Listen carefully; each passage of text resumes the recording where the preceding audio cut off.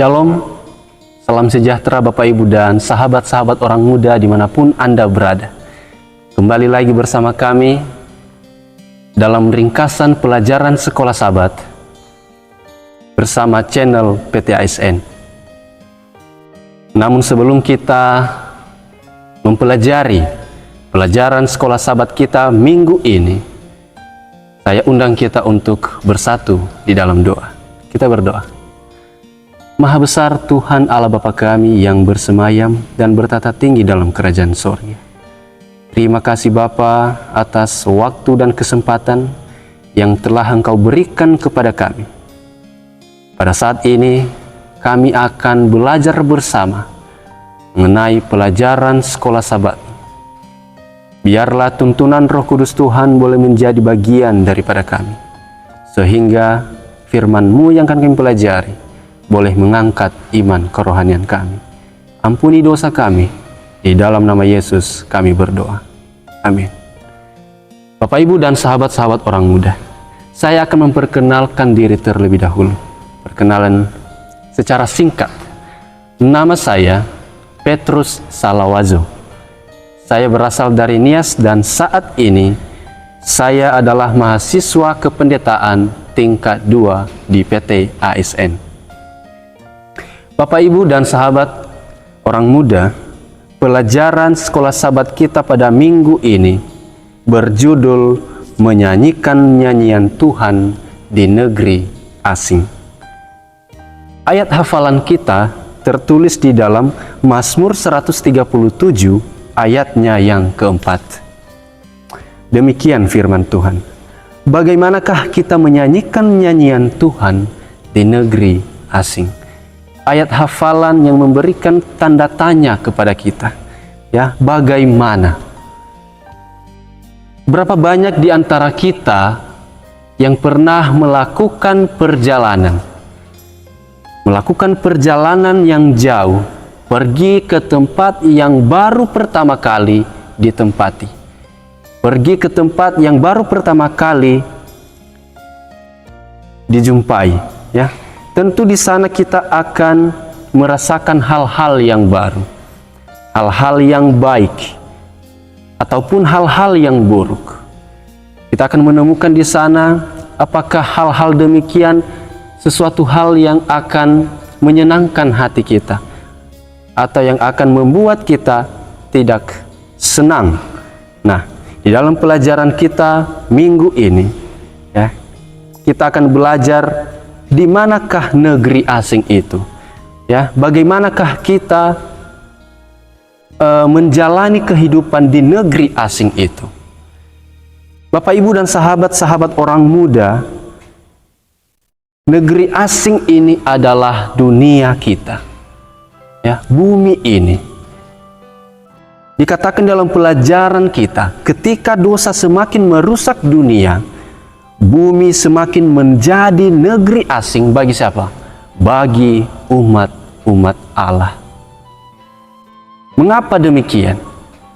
Ya, oleh karena dunia pada zaman ini, ya, bukanlah semakin baik, ya, namun hal-hal yang akan membuat iman kita goyah yang akan kita temui. Untuk itu, ya, akan banyak konsekuensi yang akan kita jumpai demikian, ya. Hari-hari yang jahat, ya. Konsekuensi daripada dosa adalah apa? Kejahatan. Namun kejahatan yang dimaksud dalam kitab Mazmur adalah kejahatan mengenai apa? Masalah teologis. Ya, ini menyangkut pertanyaan tentang Tuhan. Banyak orang yang bertanya-tanya, ya, di manakah Tuhan? Di manakah Tuhan ketika saya mengalami hal-hal yang susah?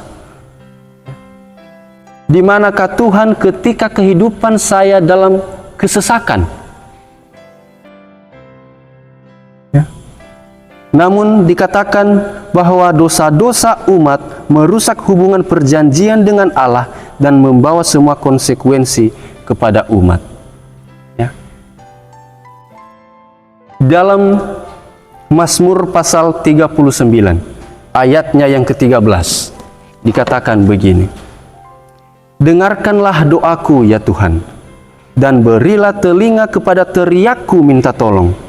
Janganlah berdiam diri melihat air mataku, sebab aku menumpang padamu, aku pendatang seperti semua nenek moyangku. Bapak, Ibu, dan sahabat-sahabat orang muda, bagaimana kita menjalani kehidupan di negeri asing? Bagaimana kita menyanyikan nyanyian Tuhan itu di negeri asing ini? Bagaimana kita memuji Tuhan di negeri asing? Yaitu dengan apa? Dengan kita tetap berdoa kepada Tuhan, setia, menuruti akan perintah-perintah Tuhan. Maka kenapa? Tuhan akan bersama-sama dengan kita. Ya, apakah janjinya gagal selamanya? Tidak. Teringat ya, kita mengingat bagaimana kisah bangsa Israel. Ya. Kisah bangsa Israel ketika mereka keluar dari bangsa Mesir menuju tanah Kanaan. Ya. Di sana Tuhan menunjukkan kekuasaannya. Tuhan bersama-sama dengan mereka. Biarpun bangsa Israel banyak sekali hal-hal yang menyakiti hati Tuhan yang mereka perbuat, bersungut-sungut dalam perjalanan. Namun apa? Tuhan tidak menaruh dendam apapun dalam dirinya, dalam diri Tuhan. Ya, Ia tetap menyertai bangsa Israel sampai apa? Mereka menuju tanah Kanaan. Nah, fakta lain adalah orang fasik, ya. Namun terkadang di sekeliling kita banyak sekali kita melihat orang-orang yang jahat terhadap Tuhan, yang membenci Tuhan, yang melakukan kejahatan. Kita melihat mereka, kehidupan mereka lebih makmur daripada siapa?